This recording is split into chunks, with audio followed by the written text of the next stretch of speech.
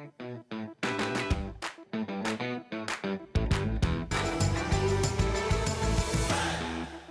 bien, chers amis, ces dernières semaines ont été très douloureuses pour le monde des médias. Trop de journalistes, animatrices, animateurs, de la presse, même de la presse Internet, sont passés de vie à trépas. On sait que le premier dans cette vague-là s'appelle Ludovic Peggy Dagba. Et je me souviens qu'il disait ceci sur une émission. Il y a des choses qui se font en dessous. Pour analyser un peu ce trop-plein de propagande, on l'a dit, vous avez su trouver le mot qu'il fallait, la vulgarisation autour du PAG, et vous avez trouvé qu'il faut en même temps vulgariser, mais entrer dans la réalité des actions de ce gouvernement, histoire quand même de permettre aux populations de mieux voir leurs problèmes réglés et pourquoi pas rêver, pourquoi pas. C'est leur droit aussi. Grand journaliste devant l'Éternel qui a fait quelques semaines donc, à la salle de réanimation du CNHU de Cotonou et malheureusement il est passé de vie à trépas.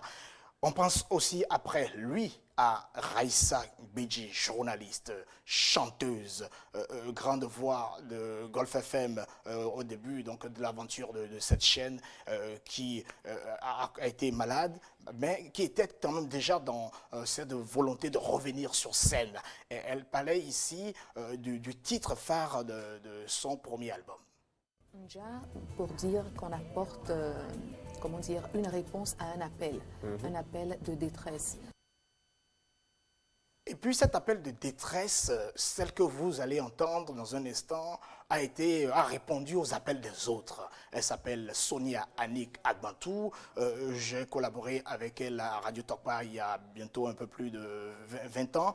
Et cette dame, je l'ai retrouvée en Suisse il y a quelques mois, pendant qu'elle officiait donc, lors d'une soirée de béninois en Suisse. Elle a gardé toujours cette énergie, cette volonté de toujours motiver les autres à aller plus loin, plus fort. Ceux qui ont été blessés disent que l'amour n'existe pas. Ceux qui ont été déçus disent que le mariage n'est qu'une simple formalité. Ceux qui ont abandonné disent que tu ne seras jamais riche. Tu ne penses pas qu'il est temps d'arrêter de fréquenter ceux qui ont des esprits négatifs? On retiendra donc de toutes ces personnes, la liste n'a pas été exhaustive, hein, mais on retiendra que ces trois-là sont des gens que nous connaissons de plus près et nous pensons qu'ils ou qu'elles sont partis un peu trop tôt. Fosta.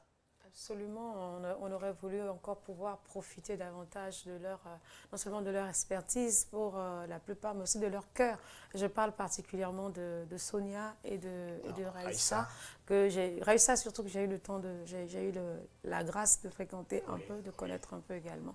Ça fait mal et moi, personnellement, je me pose plein de questions.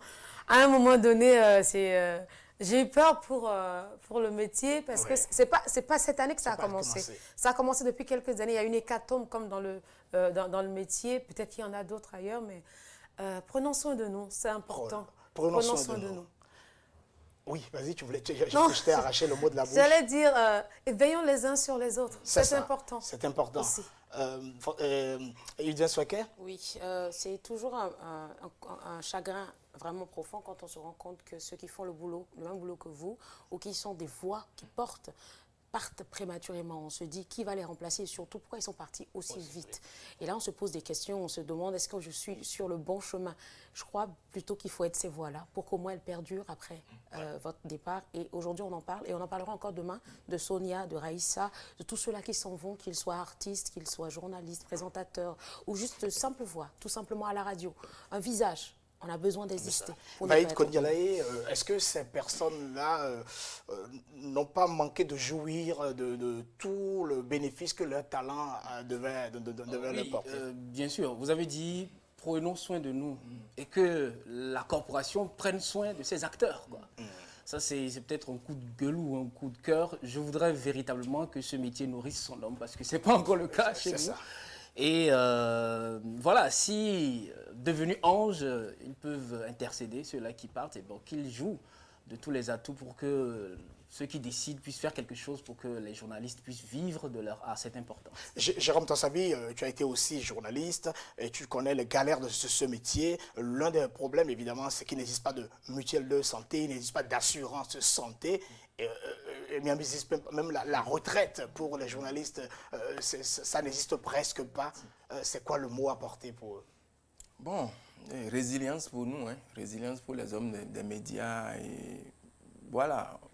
Et puis, quand je parle de séries d'anciennes gloires que je vais démarrer, c'est la même tendance en fait. Ouais. Et je suis très d'accord. Rendons hommage aux gens de leur vivant. Voilà. Après, tous les discours qui adviennent après, ça ne sert plus à grand-chose. C'est ça. Pour tout ce qu'ils ont fait, on va les applaudir.